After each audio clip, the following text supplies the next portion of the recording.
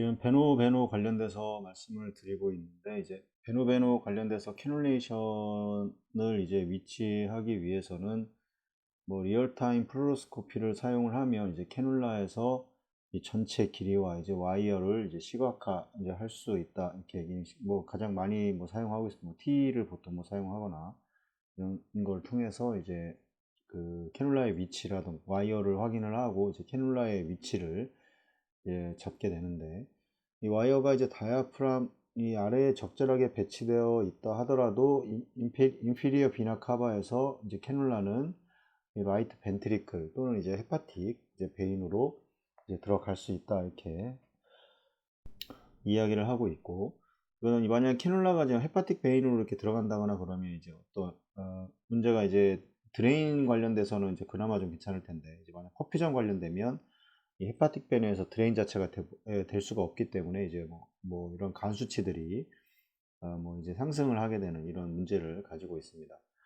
실제 CPB 이제 과정에서도 이제 그 SBC나 이제 IBC의 이제 캐놀레이션을 보통 이제 바이카발로 하게 되는 경우가 있고, 아니면 뭐 듀얼 스테이지 카테터를 통해서 하나만 넣는 경우도 있는데, 수술 전에는 이제 정상적인 간 수치를 보였다가 이제 수술 후에 이 간 수치가 이제 상승을 하는 거는 결국에는 이제 IBC 쪽에서 이 헤파틱 베인에서 들어오는 드레인 자체를 잘 받지 못한 경우입니다. 그래서 이런 경우가 가장 이제 흔하게 발생을 할 수 있고, 그럼 뭐 캐놀라를 뭐 작게 써서 드레인이 안 된다던가, 아니면 위치 이제 헤파틱 베인으로 뭐 스트레이트 캐놀라, 보통 이제 이렇게 일자 형태 이제 이런 캐놀라가 이제 헤파틱 베인으로 들어가 버리는 경우에도 이제 문제가 생길 수가 있고, 이 라이랭글의 경우에는 이제 어떤 길이의 제한이 있기 때문에 이제 이 정도만 들어가기 때문에 크게 이제 헤파틱 베인에서 그쪽으로 들어갈 일은 그렇게 흔치 않지만, 이제 스트레이트 캐놀라의 경우에는 이제 그런 경우가 이제 발생을 할 수 있습니다.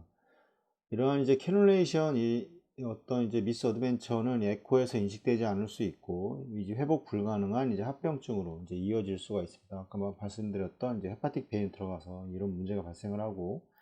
이제 드레인 자체가 이제 전혀 되지 않는 이제 이런 문제를 가질 수가 있습니다. 환자가 이제 만약에 환자 자체가 움직인다는 건 아니고, 이제 배드가 이제 환자를 이제 움직일 수 있을 정도로 이제 스테이블 하다고 하면 이제 듀얼루멘 캐놀라 이제 플레이스먼트를 위해서 이 플루로스코피 가능한 곳으로 이제 이동을 해서 이제 하는 것이 이제 정확한 위치 포지션을 잡는데 유리하다고 이렇게 얘기하고 있고, 지금 보면 이 카테터가 이렇게 들어가 있는 모습을 보일 수 있고, 드레인이 들어가서 이쪽으로 이제 퍼퓨전을 해주고 이제 나머지 이 홀을 통해서 이제 드레인이 되는 겁니다. 그래서 듀얼룸은 우리나라에서는 아직 그 일반적으로 사용할 수는 없습니다. 일부 레스피레이터리 페일리어 환자들은 이제 위태롭고 이제 불안정할 수 있습니다. 뭐 대부분 이제 메커니컬 벤틸레이션이 너무 높은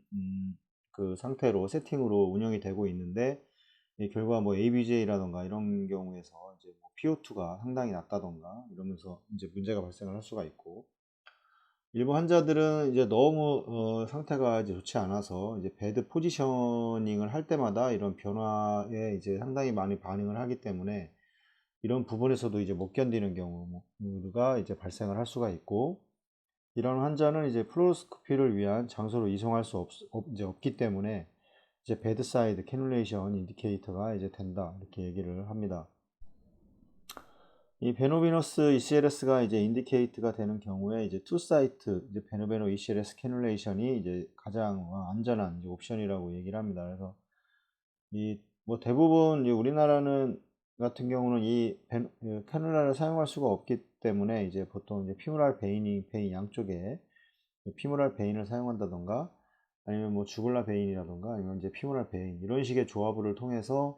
이제 보통 캐놀레이션을 이제 진행을 이제 하게 될 거고, 여기도 이제 캐놀레이션이 이쪽 지금 주글라 베인을 통해서 이제 RA에 들어와서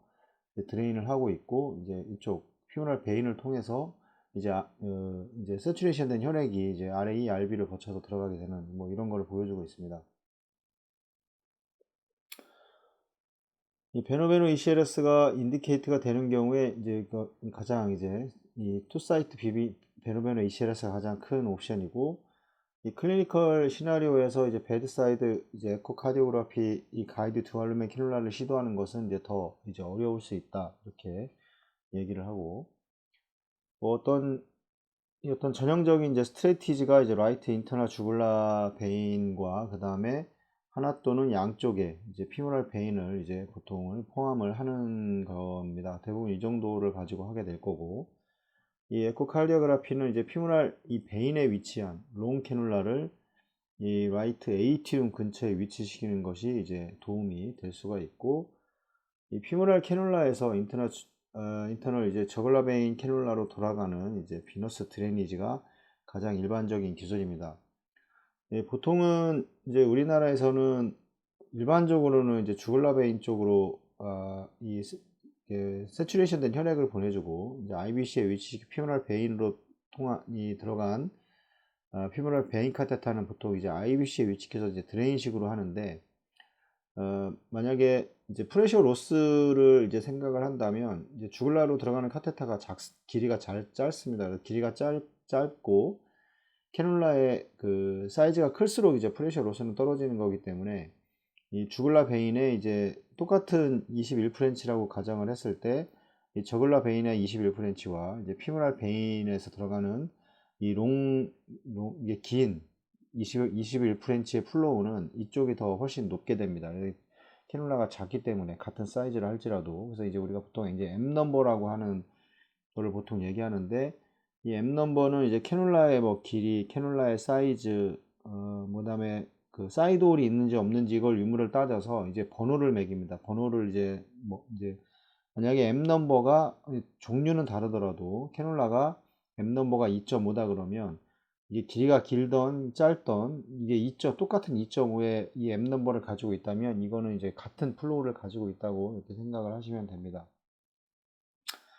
주글라 베인으로 드레인을 하고 그 다음에 이제 피모랄 베인으로 이제 세츄레이션 된 혈액을 해주는 것이 훨씬 더 이제 플로우를 형성시키는데 훨씬 더 좋을 겁니다. 실제 이 프레셔 로스를 이제 확인을 해서 보면 실제 플로우 자체가 그렇습니다. 그래서 이런 방법으로도 한번 해보시는 것도 좋을 것 같고, 그 다음에 이제 어떤 성공적인 서포트 이제 또는 이제 인터널 이제 저글라 베인을 통해서 비너스 드레이지가 이루어지고 이제 피모랄 캐놀라로 이제 산소화된 혈액을 되돌려주는 방법을 이렇게 제공을 할 수가 있습니다.